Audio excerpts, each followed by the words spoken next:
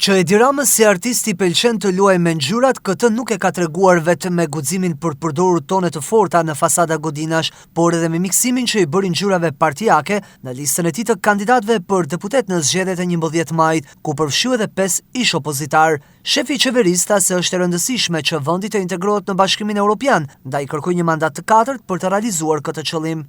Këto zgjedhje përkojnë me një moment të jashtëzakonshëm historik, ku për herë të parë mundësia e hyrjes në Bashkimin Evropian të Shqipërisë është jo vetëm reale, por është aktuale. Dhe nëse në 11 maj të gjithë shkojnë në votim me këtë qartësi, atëherë negociatat mund vazhdojnë pa asnjë lëkundje, që do të thotë në 12 maj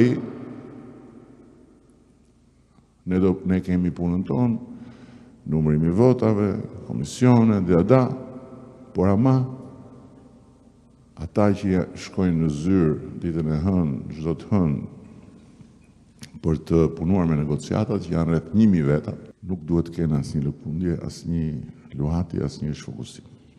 Dhe ata që janë në Bruksel do të marrin mesazhe shumë të qartë që populli shqiptar konfirmoi vazhdimin e negociatave.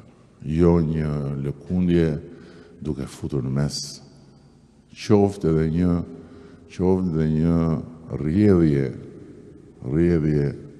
sado të vogël të kënetës apo të moçaleve të vogla që janë krijuar rreth kënetës, edhe që i thonë vetes jemi parti të reja, jemi të rinia që po vjen me baballarët dhe me tezet në listat e mbyllura.